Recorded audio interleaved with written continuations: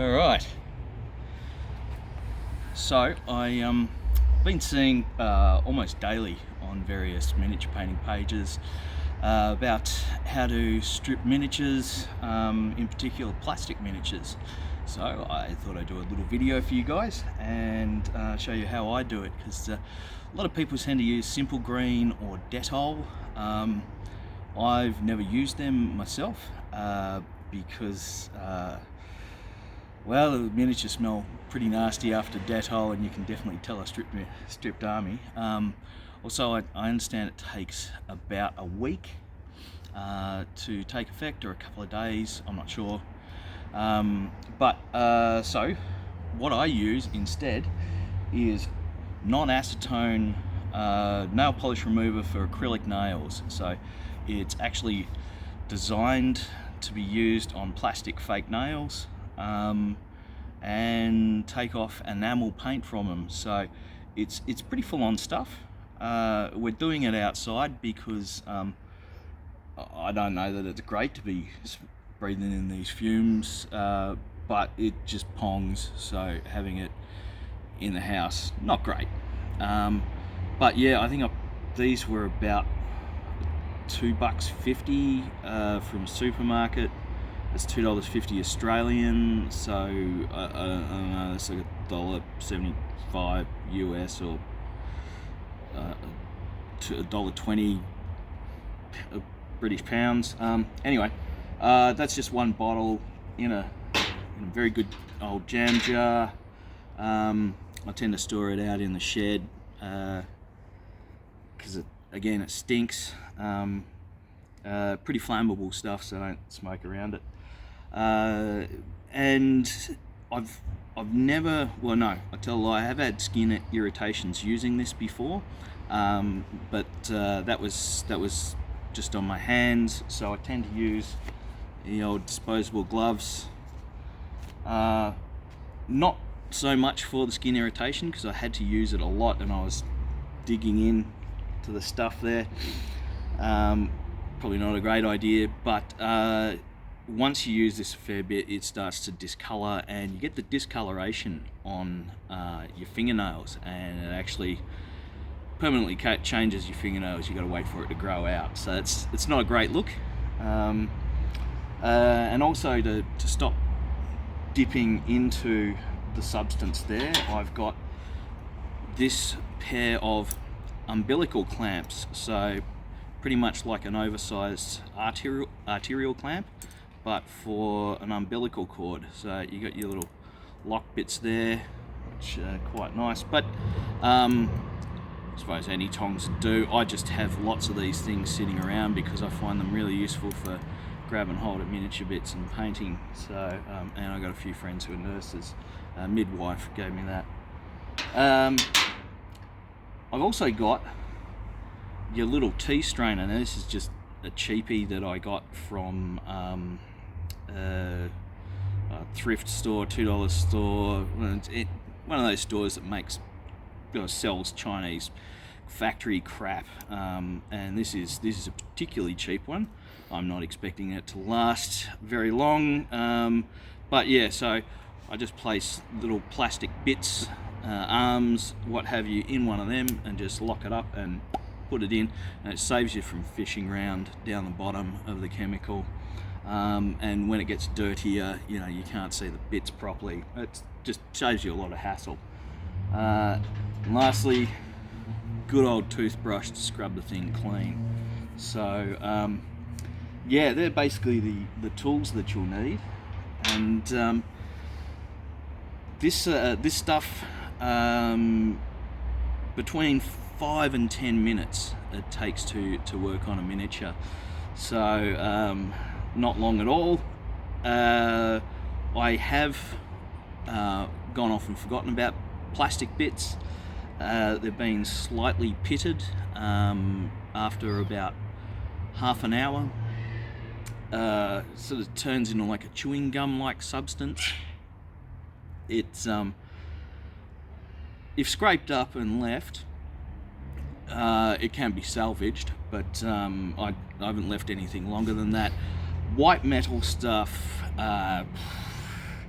I actually have damaged white metal stuff. I left something in there for 3 years and it crumbled to bits. So less than 3 years, I'm going with okay. I've left them in there for months on end and they have been fine.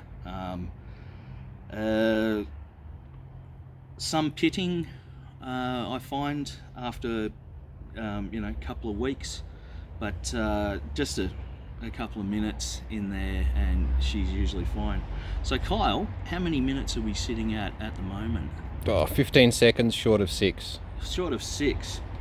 All right, well, we'll start to suit up.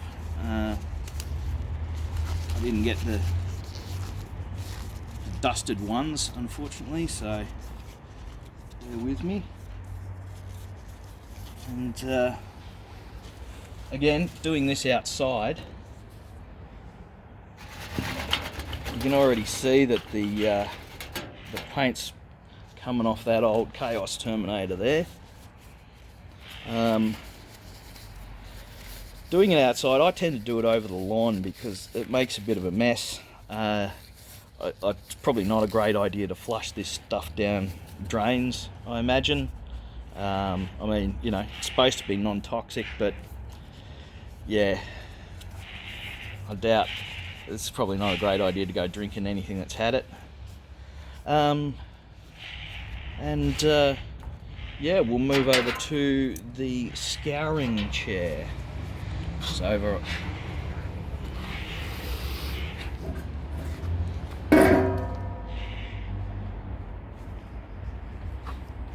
Enjoy the vista of suburban Melbourne. So, in here, I've got an old RTB-01 Space Marine. One of the first things I bought and painted. And he's just in there in his little... And we'll see how the paint likes it. As you can see, it falls off in great heaping flakes. So that's the oldest, crappiest plastic that Games Workshop's ever made. And it's coming up relatively well. Having a bit of trouble with some gold. That's actually enamel, not acrylic paint. But most of it seems to have come off.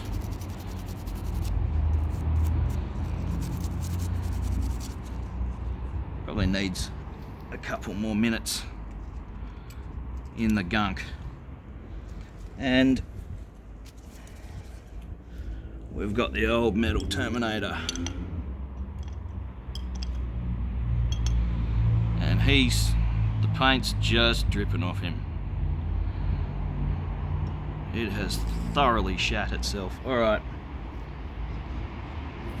In you go, Mr. Marine. We'll just lock that up. And get scrubbing. And it's just coming off in great gloops. Whoa, a bit of soft metal there. And under the arms. I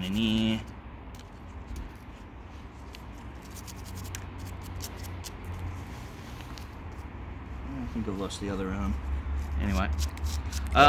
It also tends to affect the Instant Bond super glue. So, makes it quite brittle, especially if it's in there for an hour or so. Makes it, so if you got things that are glued together that being a bit problematic coming apart, then, and they're metal, give it a soak for an hour or a day. After a day, forget about it. It's pretty much fucked.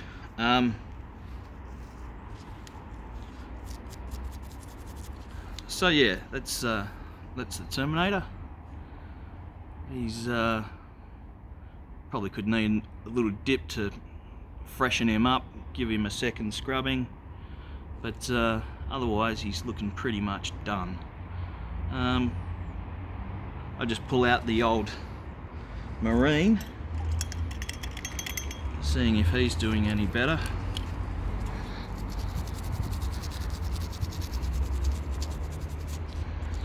No, that enamel doesn't want to move.